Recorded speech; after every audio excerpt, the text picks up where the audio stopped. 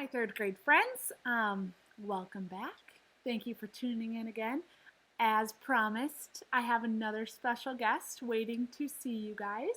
Rosie, come here. Rosie, come here. Come here. She's being stubborn. So here's another one of my friends. This is Rosie. Rosie's a little camera shy. Rosie, say hello. Can you say hello?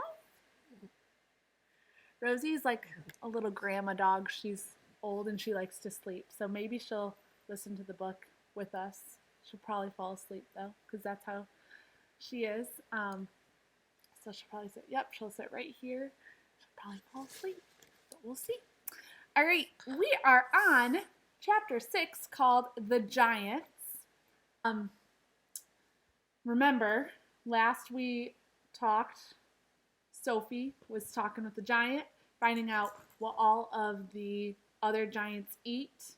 And she was nervous that the BFG was going to eat her, but he explained he's a friendly giant who doesn't eat human beings. Right? Oh, he's laying on the floor now. But our friend Cubby from our last video, she is laying right there. She must have liked the book because she came back to listen to more. Alrighty, so this chapter, let's get started. The Giants. But if you are so nice and friendly, Sophie asked, then why did you snatch me from my bed and run away with me? Because you saw me, the big friendly giant answered. If anyone is ever seeing a giant, he or she must be taken away hip switch. Right, pause. I know some of you may have predicted that. After reading the first couple chapters, I asked you a question and I said, why do you think he snatched Sophie up? And the first person that posted was Ryder. Good job, Ryder. And he posted that his prediction was that Sophie saw the giant, so that's why she got snatched up. So you got it. Good job. Why? Asked Sophie. Well, first of all, said the BFG, human beings is not really believing in giants, is they? Human beings is not thinking we exist. I do, Sophie said. Ah, but that is only because you have seen me, cried the BFG. I cannot possibly allow anyone, even little girls, to be seeing me and staying home. The first thing you would be doing, you would be scuttling around, yodeling the news that you were actually seeing a giant, and then a great giant hunt, a mighty giant look-see, would be starting up all over the world with the human beings all rummaging for the great giant you saw and getting wildly excited. People would be coming rushing and bushing after me with goodness knows what, and they would be catching me and locking me in a cage to be stared at. They would be putting me into the zoo or bunkum house. Again, the weird words that the giants use. Bunkum house with all those squiggling hippo dumplings and crocodile-dillies.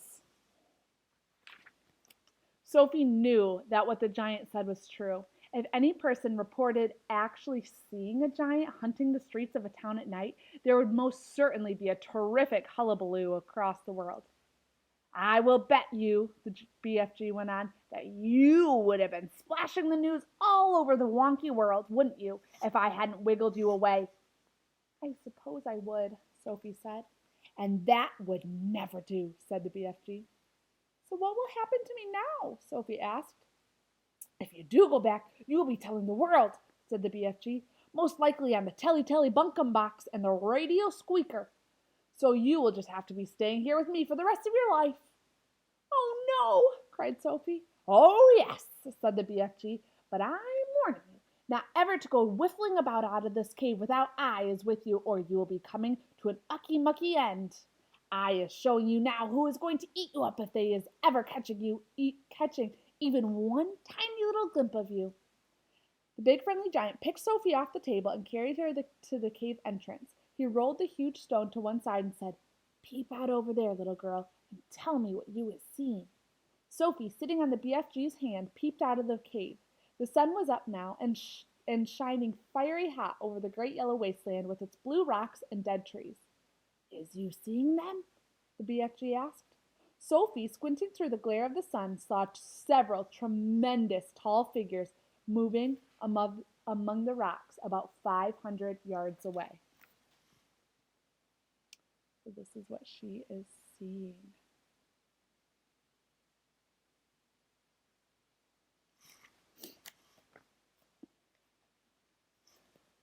Three or four others were sitting quite motionless on the rocks themselves.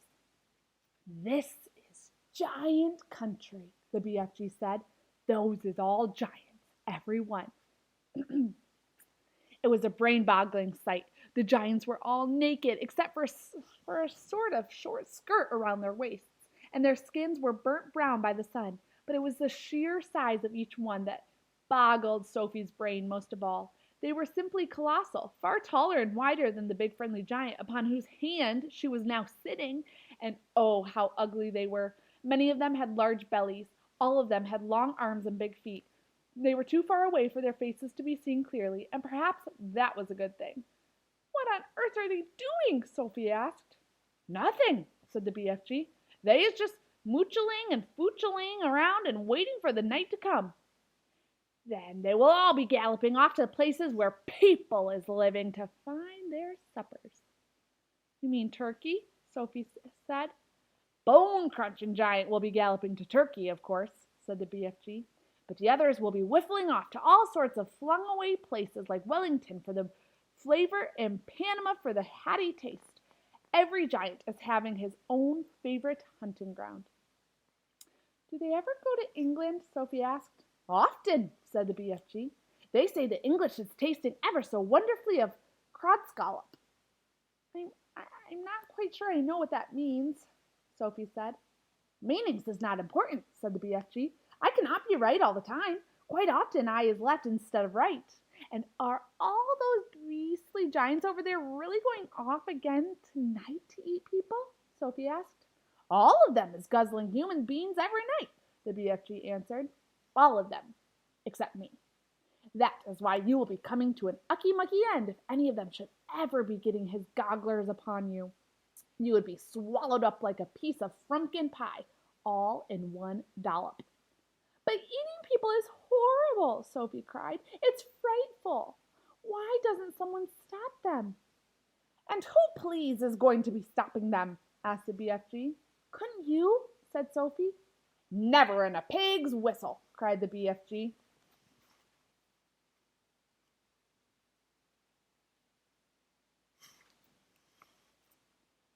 All of those man-eating giants is enormous and very fierce. They is all at least 2 times my wideness and double my royal highness.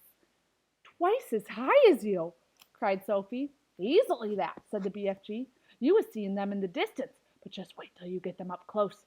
Those giants is all at least 50 feet tall with huge muscles and cockles alive. Oh, I is the titchy one. I is the runt. 24 feet is puddle nuts in giant country. You mustn't feel bad about it, Sophie said. I think you are just great. Why, even your toes must be as big as sausages. Bigger, said the BFG, looking pleased. They is as big as bumplehammers. How many giants are there out there? Sophie asked. 9 altogether. Sorry, you lost my spot. 9 altogether, answered the BFG. That means, said Sophie, that somewhere in the world every single night 9 people get carried away and eaten alive? More, said the BFG. It's all depending, you see, on how big the human beans is. Japanese beans is very small, so a giant will need to gobble up about 6 Japanese before he is feeling full up. Others, like the Norway people and the Yankee Doodles, is ever so much bigger, and usually 2 or 3 of those makes a good tuck-in. But do these disgusting giants go to every single country in the world? Sophie asked. All countries excepting Greece is getting visited sometime or another, the BFG answered. The country which a giant visits is depending on how he's feeling. If it is very warm weather and a giant is feeling as hot as a sizzle pan, he will probably go galloping far up to a frisbee north to get himself an Eskimo or two to cool him down. A nice fat Eskimo to a giant is like a lovely ice cream lolly to you. I'll take your word for it, Sophie said. And then again, If it is a frosty night and the giant is frigid with cold, he will probably point his nose towards the sweltering hotlands to guzzle a few Hottentots to warm him up. How perfectly horrible, Sophie said. Nothing hots a cold giant up like a Hottentot, the BFG said. And if you were to put me down on the ground and I was to walk out among them now, Sophie said, would they really eat me up? Like a whiff swiddle, cried the BFG.